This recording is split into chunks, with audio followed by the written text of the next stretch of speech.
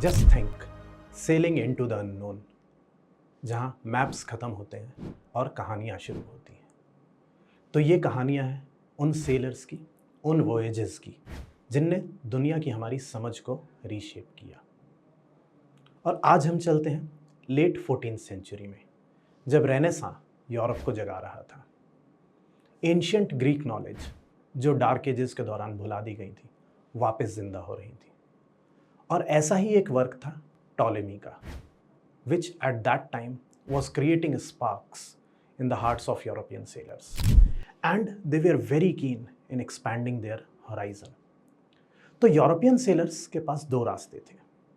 पहला रास्ता, due to Ptolemy's underestimation of earth size, Europe से वेस्ट की तरफ सेल करते हुए एशिया पहुंचना पॉसिबल लग रहा था। But it was a very difficult journey, क्योंकि पूरी जर्नी एक वन नॉन स्टॉप वॉयज में कंप्लीट करनी थी, और बीच से लौटने का मतलब था zero commercial returns. At the same time दूसरा रास्ता, it was to sail south along the mysterious coast of Africa, जहां अगर एक्सपीडिशन फेल भी हो जाता तो sailors can at least buy slaves, ivory and return back.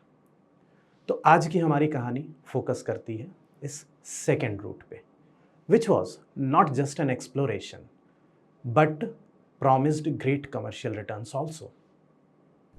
It was a quest for golden route to India. Promises से भरा हुआ, gold, spices and other untold riches.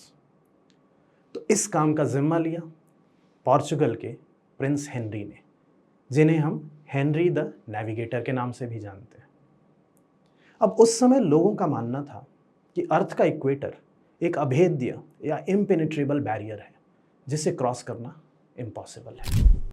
They believed कि as you move south the climate goes on becoming hot, और किसी एक latitude पे पहुंच के air becomes so hot that you can not even breathe. अब कन्वेंशनल विजडम इस limit को सेट करती थी वेस्टर्न सहारा के केप बाजाडोर पे, which is located at 20 degree north latitude.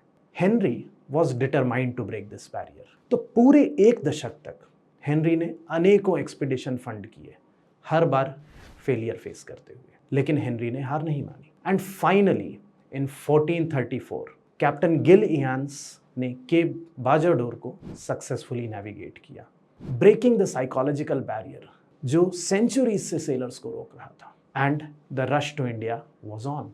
Fast forward to 1488, जब कैप्टन डियाज और उनका क्रू साउथ की तरफ सेल करते हुए एक भयंकर तूफान में फंसकर डी रूट हो जाता है। जब वो अपने रूट पर वापस लौटते हैं, देन दे रियलाइज कि they have achieved the impossible, that is they rounded the Cape of Good Hope, जिसको उन्होंने उस समय केप ऑफ स्टॉर्म्स का नाम दिया। वो उसके आगे फर्दर नॉर्थ बढ़ते हैं, लेकिन वहीं से उन्हें वापस लौटना पड़ता है उनके क्रू की म्यूटिनी की वजह से। But he proved that the path to India was open. इसी के एक दशक बाद 1498 में वास्को डा गामा इस जर्नी को कंप्लीट करते हैं इंडिया पहुंचकर। So the question is, what motivated these men to take such a risky, dangerous and difficult journeys? क्या ये वेल्थ का लालच था? क्या ये ग्लोरी ऑफ डिस्कवरी की लालसा थी? या एक नॉर्मल ह्यूमन क्वेस्ट था टू एक्सप्लोर द अननोन?